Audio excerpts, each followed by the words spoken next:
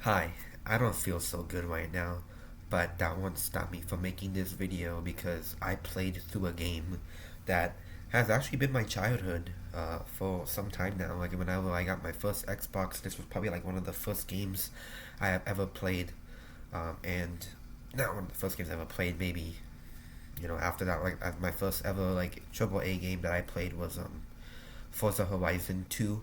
Never forget that game. I'm always gonna remember that game. Forza Horizon 2 will always be that game that has started it off for me.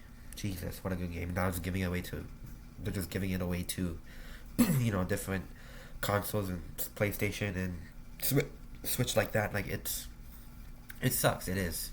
Uh, excuse me. I'm sorry. I'm gonna be coughing a little bit. But what I do want to talk about today is that I played through Mirror's Edge Catalyst again. I bought it because it was on sale for like $3, and I said, you know what? That's a bang for my buck. I'm gonna play that game again because I absolutely loved that game when I was a kid.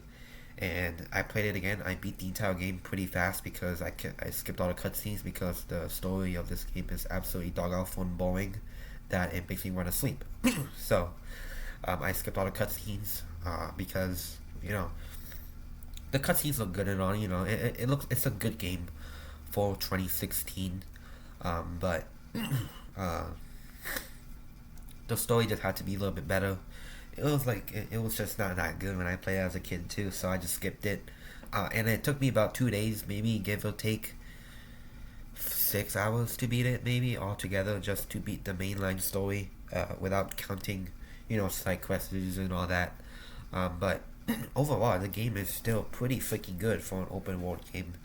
Uh, Now, this game is by no means better than the original Mirror's Edge. The original Mirror's Edge back in 2008 will always forever be a masterpiece of that time period. It's a amazing game. I would play that game all the time.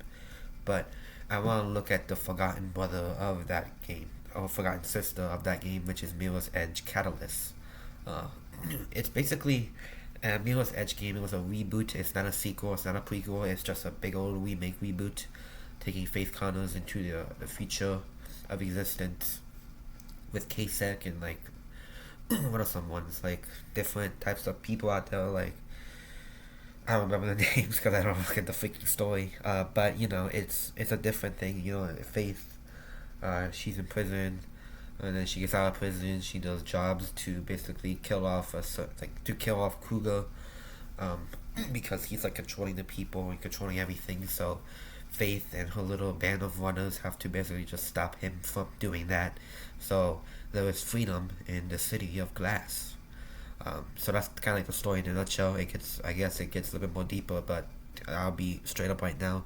The story isn't that good at all. It's not. It's really not. Like it's not a masterpiece at all. That's probably the biggest weakness of this game, is the story. Now, the biggest strong of this game is obviously the parkour. The parkour is basically what makes this game shine. I like it a lot. Not as good as the one in the original Mirror's Edge, but the parkour was fun. You're able to use it more as open world because that was the big slick of the 2016 was open world and upgrading. The upgrading in this game, it felt so unnecessary. Like it was so unnecessary. They should have just gave you everything at the start, just like the first game, instead of locking it behind an upgrade wall. Like the upgrades on there make absolutely no sense. You have to upgrade to get a skill wall. You have to upgrade to basically do a certain type of move. Like it's stupid. It is. But yeah, parkour is really good. I like it a lot. So and you can use parkour anywhere. Like they give you like different grid nodes to run. Secure. I'm sorry if I keep doing that because my throat is just against me today. Anyway, it gives you different grid nodes to run and all that. It's a fun game. It really is a fun game to kill off time. Now it's not as good as the first Mirror's Edge, but it is a good game for what it is. The combat is pretty. It's interesting, but it gets boring at some point because you just keep seeing the same animations over and over and over again. It gets so freaking repetitive and boring.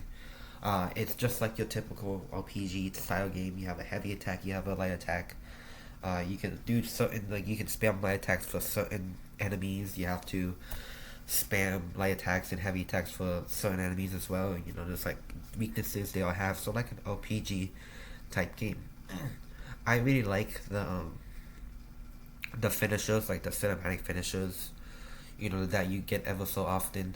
I really wish they had those takedowns and cinematic finishers like in the, you know, the open world game, because it would have made it 100% better.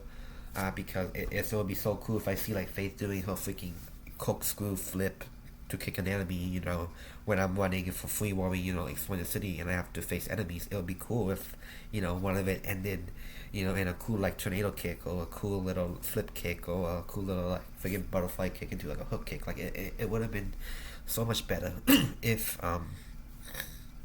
it was in the open world. I obviously you can do it in certain missions, but again, everybody wanted that to be in the open world. Why did they do that? I have no freaking clue, to be honest. But combat is repetitive. It's just boring. But you know, certain animations of the combat is honestly satisfying, cool, and it's honestly kind of ahead of its time. Very cinematic. Um, what else is there? Um, the world itself is honestly pretty confusing. You know, it feels like it's all like squeezed and so dense that it has like no time to spread out. Like everything is so dense. Like next thing you know, you can like jump here and then you have to jump immediately, and then you know springboard up there, and then wall one, and then do it like you do it so quickly. It's like it has no time to like flow out, kind of like the original game. You know, it has no time to do that, and it's not as open or as vast as, you know, as it is. It feels so like interesting. It's not open. It's like it has no room to breathe at all. But again, it's still fun in my opinion. So Mirror's Edge Catalyst has held up for a certain extent. Like it was good. I like the character. I think Faith as a character is pretty. I'm gonna say interesting. If she doesn't really have a lot of you know, like memorable things. Even though I do skip all the cutscenes, I don't really remember anything from her. Sometimes she can be, you know, she shows emotion. Sometimes she doesn't. Sometimes she's just there, just to be there. I guess my favorite character in the game, like every time I think of a specific character in Mirror's Edge Catalyst, I think my favorite character, you know, throughout the game is Plastic. I think Plastic as a character is really cool. I like her a lot. She's very memorable. Every single line that she speaks is super interesting. It's sometimes funny. It's sometimes, you know, entertaining. Like every time I see, you know, every time I hear Plastic talk, I actually get, you know, I actually listen to what she's saying, and I like it a lot. You know, there are some emotional scenes in here. Not, you know, it's not too bad. You know, I don't burst out crying. I mean, there is a death in this scene. I mean, there was a death in this game, and it's honestly kind of predictable, kind of not. But you know, it's cool. I mean, she shows emotion. She cries sometimes. You know, but overall, the game is meant to be played as a parkour thing. Like when you buy Mirror's Edge, you think of parkour. You don't think of story. You think of Faith Connors running and jumping, punching enemies, doing this, puzzles, turning this, going up elevators. Like that's what you think when you have a Mirror's Edge game. And I think Mirror's Edge Catalyst does it pretty good in an open world fashion. It's a good game. It is. You know, this isn't really a game that I'll play, you know, forever.